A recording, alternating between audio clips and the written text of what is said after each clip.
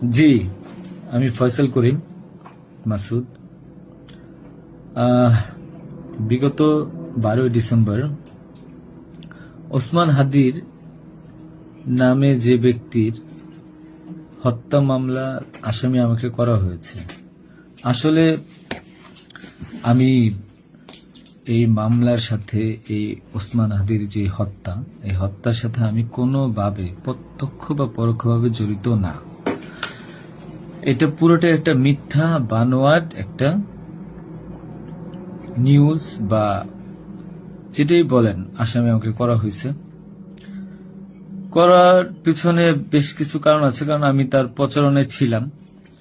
আমি তার অফিস বলেন, আড্ডাখানা বলেন, যেটাই বলেন আমি সেখানে ছিলাম। সেখানে থাকার পিছনে মূল কারণটা হলো, আপনারা জানেন যে আমি অ্যাপেল সফট আইটি নামে একটা প্রতিষ্ঠানের মালিক।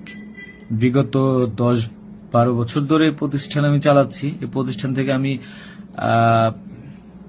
প্রায় 20-30 কোটি টাকার কাজ করেছি, উইদাউট তদবির, সুপারিশ ছাড়াই।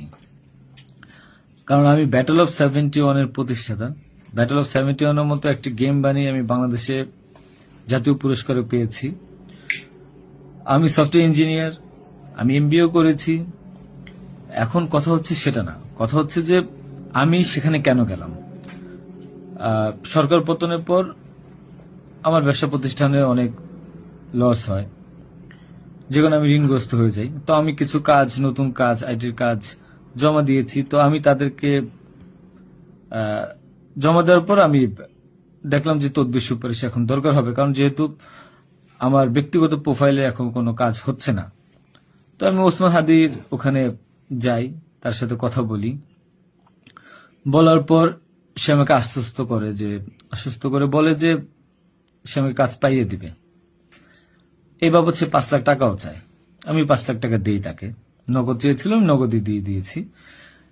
দেওয়ার পর সে আমাকে বলল, ভাই আপনি অ্যাজ এ ডোনার হিসাবে আপনি আমার যেই প্রোগ্রামগুলো হয় নির্বাচনী প্রচারণা, একটা অফিস দিয়েন, বা প্রচারণায় মাঝে মধ্যে একটু ছেলে পেলেরে হাদিয়া দিয়েন।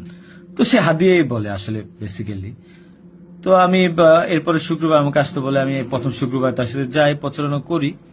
সেই সুবাদে আমি আমার 2টা ছোট ভাই নিয়ে গিয়েছিলাম, যারা এলাকার লোকাল। তো এখন তাদেরকে হয়তো আসামি করা হচ্ছে, আমি জানি না। তারা কিছুই জানে না, যেমন আমি জানি না, তারাও জানে না। তো তারপর তাকে আমি 5,000 টাকা দিই। তার সাথে যে ছেলেটা আছে জাবের,